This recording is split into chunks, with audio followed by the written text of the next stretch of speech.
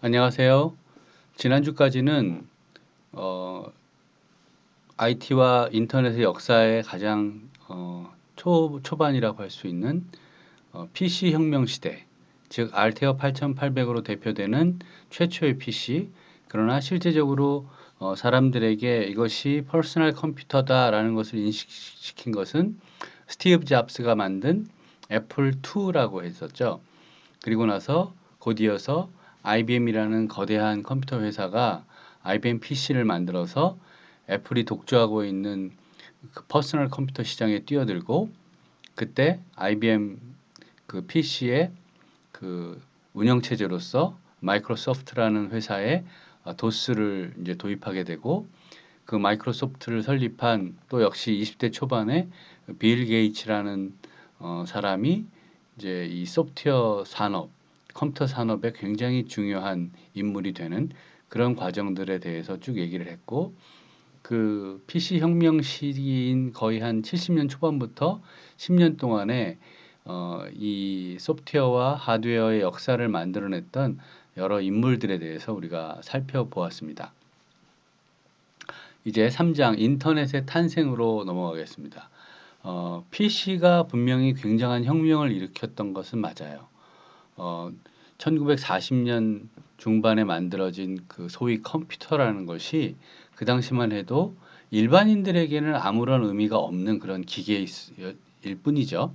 나라에 몇 대 있으면 되고 아주 큰 기업들이나 한두 대 있을 만한 그런 것이 컴퓨터였었는데, 스티브 잡스라는 사람에 의해서 모든 사람들은 자기 컴퓨터를 한 대씩 갖는 세상이 될 거야라는 그 스티브 잡스의 비전으로부터 출발해서 정말로 1990년대 정도 되면 웬만한 미국 사람들은 다 PC를 한 대씩 갖는 그런 시대가 되고, 뭐 곧 전 세계 사람들이 그렇게 되는 시대가 됐거든요. 그럼 이 컴퓨터로 무엇을 할 것이냐? 뭐 할 일이 없을 것 같았어요. 왜냐하면 국가가 가지고 있는 컴퓨터는 뭐 우주 개발을 한다든지 국방에 쓴다든지 또는 날씨를 계산한다든지 인구를 계산한다든지 이런 일에 쓰지만 일반인들이 그렇게 크게 계산할 일이 있겠는가? 그래서 다들 퍼스널 컴퓨터라는 얘기가 나오면 그냥 헛웃음을 짓는 그런 시대에 스티브 잡스는 생각을 했다는 거죠. 지금 우리가 하고 있는 뭐 워드 프로세싱이라든지 또는 세금을 계산하는 일이라든지 또는 게임이라든지 이런 것들을 전부 다 자기 컴퓨터에서 할 수 있는 시대가 올 것이다. 그리고 실제로 그런 일이 벌어진 거죠.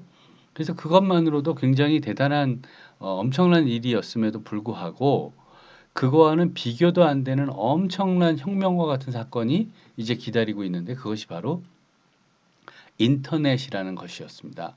그래서 우리가 이번 시간에는 인터넷이 왜 이렇게 대단한 사건이었고, 인류의 생활, 인류의 삶, 인류의 미래 자체를 바꿔놓는 그런 대단한 일이었는지를 한번 살펴보겠습니다. 서론이 좀 길어졌네요. 한번 해봅시다.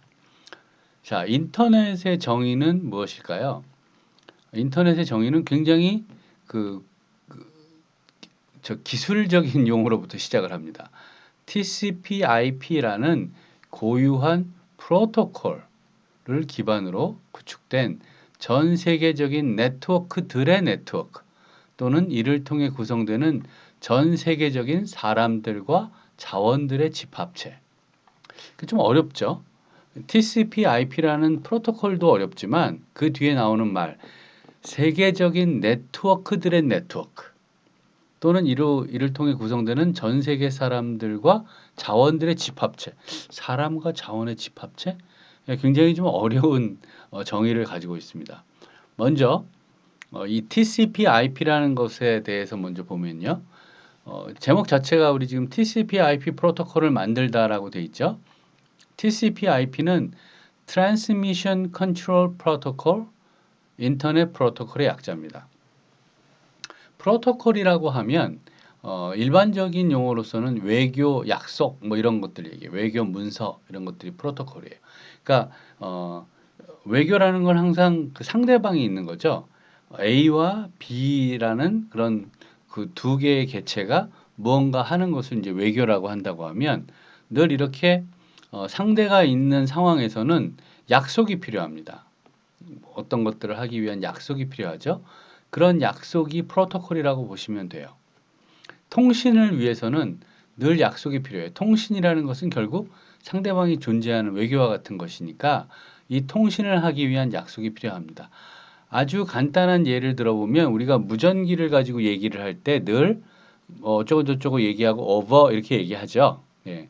그 이유가 뭐냐면 보이지 않는 상대가 나한테 말을 하고 있고 그 상대방의 말이 끝나는지 안 끝나는지 알 수가 없잖아요. 그냥 상대방이 계속 얘기하고 있는데 내가 말을 해버리면 서로 얘기가 꼬이잖아요. 뭐 오디오가 물린다 이렇게 표현하기도 하는데요.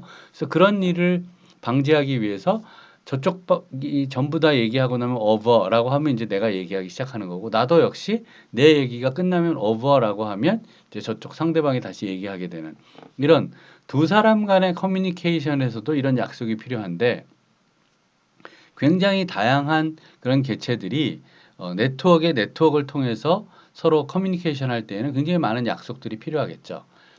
그래서 그런 약속을 만드는 작업부터 시작을 하게 됩니다. Transmission Control Protocol, 전송을 제어하는 약속. 그 다음에 인터넷 프로토콜. 인터넷이라는 건 영어로 인터가 붙으면 무엇과 무엇 간에라는 뜻이에요. 인터넷이죠. 넷이 네트워크의 약자니까 네트워크와 네트워크를 연결하는 그런 프로토콜. 이것이 이제 IP, 인터넷 프로토콜이라고 할 수 있겠습니다. 그래서 인터넷이라는 것은 독립적인 다양한 형태의 네트워크들을 서로 엮어내겠다라는 그런 아이디어에서 출발해요. 그래서 커뮤니케이션이나 정보나 오락 등의 다양한 기능을 제공하겠다라는 그런 비전에서 출발을 합니다. 그럼 도대체 왜 네트워크와 네트워크들을 엮어내야 되겠다라는 생각을 하게 됐을까요? 네, 알파넷이라는 것으로부터 출발하는데요.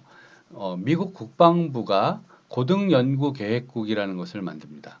이거의 시작은 1960년대 중반에 미국과 소련이 이제 냉전 시대라고 부르는데 한참 이제 군비 경쟁을 해요. 누가 더 군사력이 세냐. 그 당시에 나오는 뭐 007 영화나 이런 영화들은 전부 미국과 소련의 대결입니다. 그런데 소련이 먼저 우주선을 발사하는 거예요. 스푸니크라는 우주선을 발사를 하게 돼요.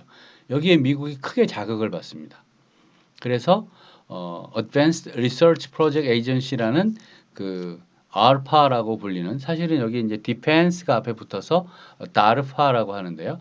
DARPA라는 그런 조직을 만들고 여러 가지 이제 그 연구들을 하게 되는데요. 그 중에 하나가 뭐냐면 세계 최초의 패킷 스위칭 네트워크를 연구하는 거예요. 그게 이제 1969년에 시작이 됐고 이게 현재 인터넷의 원형이 됐다고 하는데요.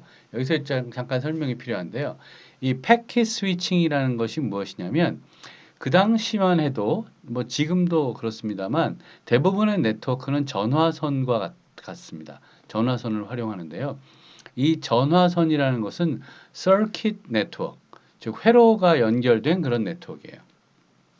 그래서 전화라는 것은 결국 뭐냐면 A와 B가 통화를 해야겠다라고 하면 A와 B 간에 서킷이 형성이 되고 그 서킷을 기반으로 해서 서로 통신을 하는 거예요. 이런 경우에 있어서 문제점이 뭐냐면 이 서킷이 공격을 받게 되면 그러면 서킷이 끊어지고 통신이 마비가 되는 거죠. 그래서 이런 것을 막기 위해서 여러 가지 연구들을 했는데 이 서킷 네트워크의 대안으로 나온 것이 바로 패킷 네트워크입니다. 패킷 네트워크라는 것은 무엇이냐면 내가 A하고 B가 이제 서로 통신을 한다고 하면 A가 B에게 보낼 그런 통신의 내용을 잘게 나누는 거예요. 패킷 단위로. 그래서 이 패킷들을 막 보내는 거죠. 그러면 이 패킷들은 어떤 정보를 가지고 있냐면 내가 A가 B에게 전달할 내용 중에 몇 번째에 해당하고 나는 어디서부터 어디로 가는 거고 이런 기본적인 정보들을 가진 패킷들로 구성이 돼요. 이걸 막 뿌리는 거예요. 그럼 얘네들은 꼭 A와 B 간에 연결된 서킷만을 통해서가 아니라 여러 군데를 거쳐서라도 어쨌든 B한테 도달만 하면 되거든요. 그럼 나중에 B는 자기한테 도달한 A가 보낸 패킷들을 다 모아서 그걸 순서대로 쭉 배열을 하면 그것이 하나의 메시지가 되기 때문에 서킷이 혹시 문제가 생긴다 하더라도 어떤 특정 서킷이 이 패킷들이 쫙 돌아다니면서 하나의 메시지를 구성해 주기 때문에 문제가 없는 거예요. 왜 이런 연구를 하게 됐느냐? 당시에 이제 미국에 여러 가지 통신망들이 있었는데 이 통신망들이 소련에 의해서 공격을 받게 될 경우에도 메시지 전달에 문제가 없는 그런 상황을 만들고 싶었던 거죠. 그래서 기존 전화망 이외에 위성을 이용한 통신망이나 지상의 무선 네트워크 등도 포괄하는 그런 망을 구성하기 위해서 당시 대세를 이루었던 전화망 스타일의 서킷 네트워크가 아니라 새로운 방식의 데이터와 패킷을 중심으로 하는 네트워크가 필요했다. 지금 뭐 우리가 카카오톡이나 라인과 같은 그런 그 메신저 서비스를 너무나 당연하게 쓰고 있는데요. 사실 그 라인이라는 회사가 네이버가 일본에 만든 회사인데 이 회사가 지금과 같이 유명하게 된 데에는 큰 계기가 있었습니다. 그것은 2009년에 일본에서 동일본 대지진이라는 것이 일어납니다. 엄청나게 큰 쓰나미가 일본 전역을 덮치게 되는 거죠. 이때 무선 전화 그 핸드폰 소위 통신이 다 마비됩니다. 왜냐하면 이런 전화기들은 전부 서킷 네트워크를 쓰거든요. 그런데 유일하게 통신이 가능한 방법이 있었는데 그게 바로 인터넷 통신이었어요. 인터넷 문자, 인터넷을 통한 이런 통 메시지들. 왜 이런 것들은 가능했냐면 아까 제가 설명드린 것처럼 패킷으로 구성됐기 때문에 일단 출발을 해요. 어떤 내가 가고 있는 라인이 끊어지면 다른 라인으로 가는 거예요. 그래서 예를 들면 하나의 메시지가 뭐 한 내가 1분 정도 얘기한 내용이라고 하면 그게 서킷 네트워크에서는 그냥 1분짜리 메시지가 슉 가면 끝나는데 이것을 패킷으로 나누게 되면 한 10개의 패킷으로 나눴다. 그러면 1분짜리 메시지가 10개의 패킷으로 나눠져서 각자 막 돌아다니는 거예요. 그래서 자기가 살아있는 그런 네트워크만을 통해서 막 가서 B한테 도착을 하게 되는데 순서대로 도착하지 않을 수 있겠죠. 10개가. 1번부터 10번까지가 막 다른 순서로 도착을 해도 상관이 없는 거예요. 각 패킷은 그 패킷이 전체 메시지에 어디에 해당하고 어디로부터 왔고라는 정보를 갖고 있기 때문에 그 패킷이 B에 다 모였을 때 그렇게 모아보면 알 수 있는 거예요. 또 10개 중에 한 2개 정도가 유실되고 8개만 도착했다 해도 대충 메시지는 알 수 있는 거죠. 예를 들면 지진이 일어나서 한 일본에 유학 가 있는 학생 부모라고 합시다. 한국에서 너무나 연락이 안 돼서 안타까울 거 아니에요. 죽었는지 살았는지도 알 수 없는 그런 상황이라고 할 때 카톡이나 이런 라인으로 보낸 메시지가 도착을 하는 거예요. 엄마 저 잘 있어요라고 잘 와도 좋지만 엄마 저까지만 와도 얘 뭔가 얘가 잘 있구나. 엄마 잘 있어요만 와도 얘가 잘 있구나라는 것을 알 수가 있겠죠. 그래서 이 인터넷을 통한 커뮤니케이션 메신저의 위력을 그때 2009년에 발휘를 했고요. 일본 회사들은 너무나 전화가 잘 됐기 때문에 그런 연구를 하지 않고 서비스 준비도 하지 않고 있었다고 해요. 그때 이 네이버 라인에서 이 서비스를 이미 하고 있었는데 확대를 못 시키고 있었는데 바로 이런 음, 그 대지진이라는 상황 속에서 이 서비스가 인기를 얻게 되고 그 다음부터 뭐 굉장히 크게 확산되는 그런 계기가 되었다고 합니다. 그래서 그 다르파에서 시작한 이 연구는 그런 의미에서 소련과의 핵 전쟁을 염두에 두고 개발을 시작했던 거죠. 그 개발이 이제 오늘날 우리에게 이렇게 편리한 인터넷이라는 것을 개발할 수 있는 기초가 되었습니다. 여러 네트워크 기술과 구조를 포괄해야 되기 때문에 오픈 아키텍처로 했던 거예요. 그러니까 아키텍처를 공개하고 누구나 이 아키텍처를 기반으로 소프트웨어를 개발하고 하드웨어를 만들어도 된다라는 그런 걸 시작을 했던 거죠. 그리고 이제 인터넷 서비스 제공자라는 개념이 출현합니다. ISP, 인터넷 서비스 프로바이더의 약자죠. 이러한 개념이 출발하게 됩니다. 다르파의 마크죠. 인터넷 서비스 프로바이더라는 것이 굉장히 중요한데요. 여러분들도 생각을 해보면 여러분 집에서 인터넷을 쓰려고 하면 인터넷 서비스 프로바이더와 계약을 해야 돼요. 그게 뭐 통신 사업자일 수도 있고 케이블 사업자일 수도 있습니다. 좀 더 살펴볼게요. 인터넷에 접속하는 수단을 제공하는 주체가 ISP예요. 1989년 최초의 ISP가 오스트레일리아와 미국에 설립이 됩니다. 이 ISP는 크게 세 가지로 나뉘는데요. 처음 하나는 이제 접속 ISP, 유선이나 무선 장치를 통해 클라이언트를 인터넷에 연결해 줍니다. 여기서 클라이언트라고 하면 여러분 같은 사람들을 생각하면 돼요. 여러분이 쓰고 있는 스마트폰이나 뭐 여러분들이 뭐 탭이나 패드를 쓰고 있다고 하면 그런 것들이 이제 인터넷에 연결이 돼야 되잖아요. 여러분들이 가지고 있는 그 디바이스들이 클라이언트입니다. 그 클라이언트는 인터넷에 연결하기 위해서는 접속 ISP의 서비스를 받아야 돼요. 요금을 내고 그 접속 ISP들이 여러분들의 클라이언트들을 무선 또는 유선 인터넷에 연결해 주는 거죠. 장치를 통해서. 그다음에 호스팅 ISP 이거는 이제 내가 어떤 그 인터넷 쇼핑 사업자다. 그러면 내가 서버가 필요하잖아요. 그래서 소규모 사업자 등 다른 이들에게 서버 공간을 빌려주는 일을 이제 호스팅 ISP가 해요. 그래서 흔히 이제 호스팅 서비스가 필요하다라고 하면 바로 이런 것들이라고 할 수 있습니다.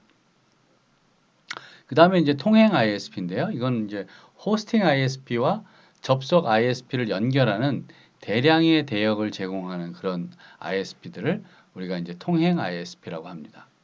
인터넷에 접속하는 환경은 일반 가정용 사용자들과 일반 사업 형태하고 좀 이제 나눠서 얘기해 볼 수 있겠는데요.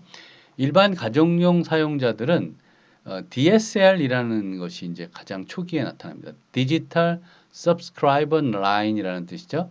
지역 전화망을 통해서 디지털 데이터를 전송하는 기술입니다. 이게 이제 가장 기본적인 거였고요. 그 다음에 이제 와이어리스 랜, 무선 랜이죠. 무선 신호 전달 방식을 이용해서 2대 이상의 장치를 연결하는 기술이라고 할 수 있습니다. 그 다음에 이제 케이블 모뎀. 이것은 이제 케이블망을 통해서 인터넷에 고속으로 접속하는 그래서 아날로그 신호를 디지털 신호로 전환해주는 그런 서비스를 우리가 이제 케이블 모뎀이라고 합니다. 그 다음에 FTTX는 Fiber to the X에서 파이버, 광 케이블이죠. Optical Fiber, 광 케이블 네트워크를 이제 얘기합니다. 그 다음에 이제 ISDN, Integrated Service Digital Network. ISDN 많이 여러분 들어봤을 것 같은데요. 모든 정보를 디지털 신호로 만들어서 하나의 네트워크를 통해서 문자, 그림, 음성, 화상, 비디오, 팩스밀리, 전신 등과 같은 모든 종류의 서비스를 제공하는 통신망, 이것을 우리가 이제 ISDN이라고 합니다. 그래서 여러분들이 이제 일반 가정용이니까 뭐 와이어리스 랜을 쓰고 있을 수도 있고 아니면 뭐 케이블 TV를 여러분들 연결해서 여러분 집에서 쓰고 있다면 아마 케이블 모뎀을 써서 하는 경우도 있을 거고요.